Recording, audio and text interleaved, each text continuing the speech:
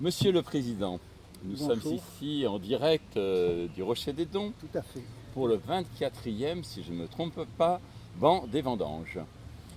Est-ce que vous pouvez nous en parler un petit peu, Monsieur le Bien Président? sûr, et avec grand plaisir. Donc nous sommes sur le Rocher des Dons, au-dessus du Palais des Papes. C'est un lieu où les compagnons des Côtes-du-Rhône ont démarré à célébrer le banc des vendanges dans les années 2000, l'année 2000. Et nous avons exploité ce site magnifique d'Avignon, point culminant d'Avignon par ailleurs, et pour notre soirée du banc des vendanges. Alors je ne sais pas si vous savez ce que c'est que le banc des vendanges.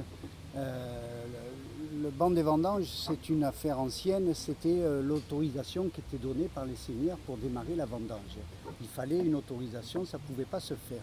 Maintenant, c'est tombé en désuétude, il n'y a pas d'autorisation administrative, mais on a voulu, au niveau des compagnons des Côtes-du-Rhône, qui s'appelaient d'ailleurs au départ les compagnons du banc des vendanges des Côtes-du-Rhône, puisqu'en 1994, quand l'association a été créée, elle a été créée pour remettre au goût du jour cette manifestation du banc des vendanges et faire une fête autour des vignerons, autour de la vendange. Donc les compagnons des Côtes-du-Rhône, depuis 1994, célèbrent le banc des vendanges. C'est une de nos actions. Les compagnons, par ailleurs, regroupent des professionnels de la vigne et du vin, mais aussi des passionnés du monde du vin et d'Avignon, capitale des Côtes-du-Rhône. Ce sont les compagnons qui ont lancé l'idée d'Avignon, capitale des Côtes-du-Rhône, et nous cheminons sur ce projet depuis maintenant 25 ans, et avec quelques symboles que l'on a mis en place. La vigne qui se trouve juste en dessous du lieu où l'on parle, qui est le clos de la vigne du Palais des Papes, que l'on a planté une première fois en 1997. Il y a eu quelques vicissitudes, mais elle a été replantée en 2018 et elle est ouverte au public d'ailleurs cet après-midi.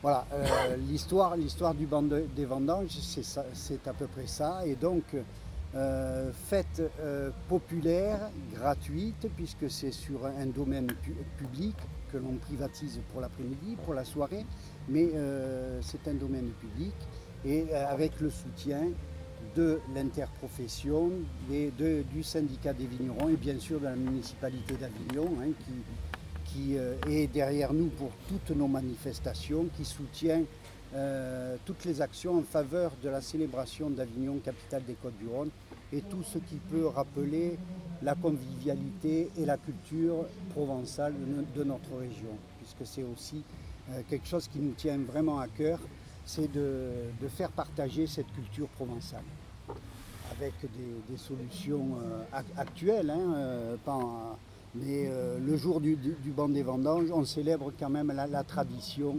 vigneronne.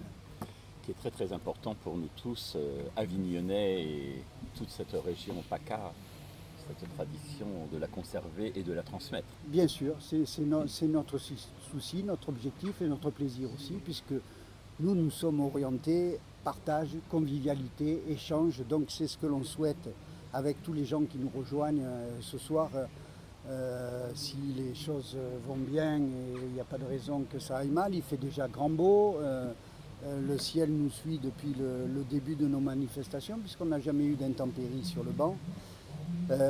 C'est à peu près 10 000 personnes qui vont nous rejoindre et qui vont partager quelques moments sur le Rocher des Dons. Vous savez que ça a commencé dès 15 h avec des animations plutôt orientées vers la famille, pour les enfants et pour les adultes, avec des aspects pédagogiques autour de la vigne. On va cheminer à 17 h avec, depuis l'église Saint-Agricole, le défilé jusqu'à la métropole Notre-Dame-des-Dons, avec le buste de Saint-Agricole porté par des compagnons, avec le carillon des Côtes-du-Rhône. Le carillon, c'est une très belle histoire, je ne sais pas si vous savez, mais en l'an 2000, quand Avignon a été capitale européenne de la culture, au moment de la manifestation, ce carillon a été créé et il comporte 7 cloches qui sont les 7 cloches des villes qui étaient capitales européennes de la culture cette année-là. Avignon avait choisi le signe de la beauté le carillon en est la preuve, c'est un objet magnifique. Donc voilà, sur ce cheminement, bien sûr, avec toutes les confréries viniques de la région, qui nous accompagnent chaque année pour le banc des vendanges, tout en couleur, bien sûr, et avec chacun leur spécificité. La messe qui est célébrée en provençal à Notre-Dame-des-Dons, avec des chœurs qui chanteront en provençal, qui viennent d'Arles et qui chanteront en provençal. Et bien sûr, après, on remonte ici sur le jardin, sur le rocher, avec la proclamation solennelle en présence, bien sûr, des élus, des gens qui nous tiennent à cœur pour nos manifestations. L'ouverture du marché du terroir, ce que l'on essaye de créer, c'est une offre de produits que les gens puissent acheter sur le rocher et partager entre eux. C'est une soirée pique-nique autour des produits du terroir provençal. Il y a un échantillonnage complet de ce que l'on peut trouver. Et bien sûr avec les vins des Côtes-du-Rhône. Donc les vins qui sont proposés ce soir aux gens qui seront présents sur le site, ce sont 3 vins des Côtes-du-Rhône blanc, rouge et rosé, qui sont la sélection des compagnons de l'année 2019. Chaque année, au mois d'avril, nous essayons de faire une sélection de vins représentatifs de notre région qui puissent être ambassadeurs des Côtes-du-Rhône pendant l'année, pendant toutes nos manifestations. Donc c'est des vins typiques, caractéristiques des Côtes-du-Rhône et que l'on veut aussi assez faciles pour que les gens aient une bonne approche des Côtes-du-Rhône et puissent le déguster toute l'année. On ne met pas en place des vins de garde, on veut avoir des vins qui soient consommés pendant toute l'année 2019. Alors cette année, les vins qui seront présents, que l'on a sélectionnés en blanc, c'est un Côtes-du-Rhône du millésime 2018 qui vient de la coopérative de Colombes-les-Vignes à Sainte-Cécile, donc Vaucluse. Le rosé est un rosé du sud de la Drôme, il vient de Vin-Sobre, du domaine Autran à Vin-Sobre. Et le rouge est un rouge d'une maison de négoce de l'Audin, c'est un Côtes-du-Rhône village 2017 de la maison d'Auvergne-Ranvier qui est à l'Audin et c'est un assemblage de vins et du Vaucluse et du Gard. Voilà. Donc on a un petit peu les facettes complètes des Côtes-du-Rhône. Monsieur le Président, je vous remercie. Monsieur Jacques Montagnac, adjoint au maire, un petit mot s'il vous plaît. Oui, alors là je vais parler non pas en tant qu'adjoint, mais en tant que compagnon, parce que Louis le sait, c'est quelqu'un qui compte beaucoup pour moi. Il fait partie de l'histoire des compagnons, et c'est vrai, je vais dire un souvenir, mais pour moi qui m'a beaucoup marqué, quand dans mon bureau, j'étais à l'époque directeur général de la culture de la ville d'Avignon, sous notre maire, et rentre le président fondateur et René Aubert.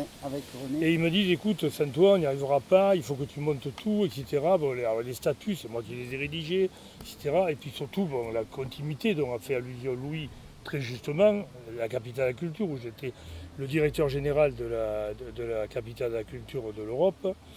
Et là, j'ai monté ça, j'ai été accueilli, et puis j'ai un compagnon, il le sait, Louis, ça m'embrasse avec beaucoup de ferveur. De l'origine. Voilà, et donc on a vraiment, c'est ça qui fait les compagnons. Compagnons qui en effet, il a souligné, qui a été d'abord les bancs des vendanges, le statut. Le deuxième statut que j'ai les originaux, moi, parce que je les ai gardés. Un jour, il m'a dit, on ferait un livre d'ailleurs, Louis, et donc qui a été changé en compagnon des Côtes-du-Rhône.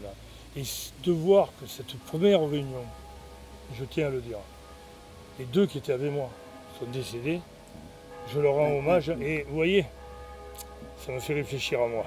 Le temps passe et je me dis, tu es encore là, voilà. Allez, après, il y a l'an 2000, voilà, je ne vais pas être plus long. Et l'an 2000, bien entendu, il a souligné, il vient me voir, il a Louis été, la vigne, ça a été très dur, l'autorisation à l'an 2000. J'ai pu monter ça avec les autres capitales. Et en 2000, on déclare, et maintenant, ils l'ont remise en état. Et c'est vrai que c'est un grand moment de l'an 2000, de la capitale de la culture. Et dans la beauté, et je termine là-dessus, puisque là aussi j'étais, étendu directeur de la beauté, qui était là. Il y avait le passage à la vigne. Bien sûr. Dans les 40 lieux qui étaient ouverts. Voilà. C'est un peu ça, vous voyez, le président, et je l'obéis, il m'a dit, ça suffit. Voilà. Non, mais Et je va lui descendre. obéis.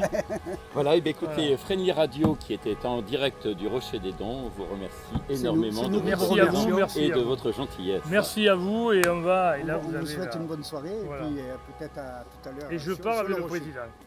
Merci. Hein.